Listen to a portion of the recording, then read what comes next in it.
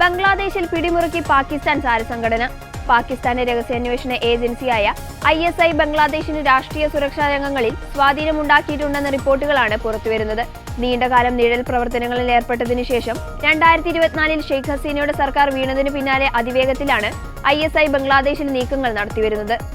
പാകിസ്ഥാൻ ബംഗ്ലാദേശ് അച്ചുതണ്ടിനെക്കുറിച്ച് ഇന്ത്യക്ക് ഇതിനോടകം തന്നെ മുന്നറിയിപ്പ് ലഭിച്ചിട്ടുണ്ട്. ജമാഅത്ത് ഇസ്ലാമി, ഇൻകിലാബ് മഞ്ച് പോലുള്ള ഗ്രൂപ്പുകളിലൂടെ മതതീവ്രവാദം പ്രോത്സാഹിപ്പിക്കുക, അതുവഴി പാകിസ്ഥാനിലേതിന് സമാനമായൊരു ഇന്ത്യ വിരുദ്ധത ബംഗ്ലാദേശിൽ ഉണ്ടാക്കിയെടുക്കുക തുടങ്ങിയവയിലാണ് പ്രധാനമായും ISI ലക്ഷ്യം വെച്ചിരിക്കുന്നതെന്നാണ് ഇന്റലിജൻസ് വിശകലന വിദഗ്ധർ മുന്നറിയിപ്പ് നൽകുന്നത്. ഇപ്പോൾ നടന്നുകൊണ്ടിരിക്കുന്ന പ്രതിഷേധങ്ങളും ഇന്ത്യൻ ഹൈക്കമ്മീഷന് നേരെയുള്ള ആക്രമണങ്ങളും സംശയത്തോടെയാണ് ഇന്ത്യ നോക്കിക്കാണുന്നത്. ധാക്കയിലെ പാകിസ്ഥാൻ ഹൈക്കമ്മീഷനിൽ ISIയുടെ ഒരു പ്രത്യേക സെൽ സ്ഥാപിച്ചതായി നേരത്തെ റിപ്പോർട്ടുണ്ടായിരുന്നു. ഈ യൂണിറ്റിൽ ഉയർന്ന റാങ്കിലുള്ള സൈനിക രഹസ്യാന്വേഷണ ഉദ്യോഗസ്ഥരുടെ ഒരു സംഘം പ്രവർത്തിക്കുന്നതായി പറയപ്പെടുന്നു. ഉന്നത രഹസ്യാന്വേഷണ സ്രോതസ്സുകൾ അനുസരിച്ച് സെല്ലിന്റെ ആദ്യഘട്ടത്തിൽ ഒരു ബ്രിഗേഡിയർ, 2 കേണൽമാർ, 4 മേജർമാർ, പാകിസ്ഥാന്റെ നാവിക വ്യോമസേനകളിൽ നിന്നുള്ള നിരവധി ഉദ്യോഗസ്ഥർ എന്നിവർ ഉൾപ്പെടുന്നു.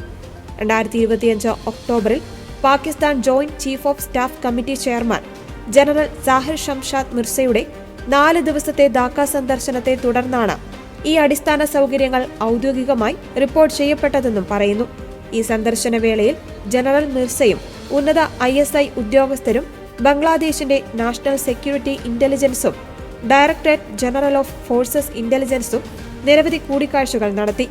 ഈ കൂടിക്കാഴ്ചകളുടെ ഫലമായി ബംഗാൾ ഉൾക്കടലിൽ നിരീക്ഷണം ലക്ഷ്യമിട്ടിട്ടുള്ള ഒരു സംയുക്ത രഹസ്യാന്വേഷണ സംവിധാനം രൂപപ്പെട്ടതായി സൂചനകളുണ്ടെന്നാണ് റിപ്പോർട്ട്.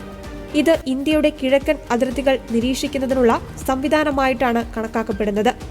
2024 ഓഗസ്റ്റ് മുതൽ ബംഗ്ലാദേശിൽ നിലവിലുള്ള മുഹമ്മദ് യൂനൂസ് നയിക്കുന്ന ഇടക്കാല സർക്കാരും ഷഹബാസ് ഷെരീഫ് സർക്കാരും ശ്രദ്ധേയമായ അഭൂതപൂർവമായ വേഗത്തിലും ഏകോപനത്തോടെയുമാണ് നീങ്ങിയത്.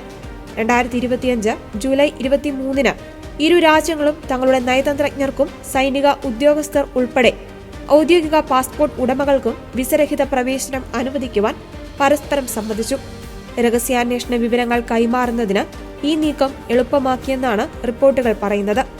ബംഗ്ലാദേശിന്റെ ക്വാർട്ടർ മാസ്റ്റർ ജനറലിന്റെ ഓഗസ്റ്റിലെ റാവൽപിണ്ടി സന്ദർശനവും പാകിസ്ഥാൻ ലഫ്റ്റനന്റ് ജനറൽ തബ്സും ഹബീബിന്റെ ഒക്ടോബറിലെ ധാക്ക സന്ദർശനവും ഉൾപ്പെടെയുള്ള ഉന്നതതല സൈനിക കൂടിക്കാഴ്ചകൾ പ്രതിരോധ സഹകരണത്തിൽ ആഴത്തിലുള്ള ചുവടുവെപ്പും സൂചിപ്പിക്കുന്നു. ഇരുവശത്തേക്കുമുള്ള ചരക്ക് നീക്കം വർദ്ധിപ്പിക്കുന്നതിനുള്ള കരാറുകളിലും ഇരു രാജ്യങ്ങൾ ഏർപ്പെട്ടിട്ടുണ്ട്.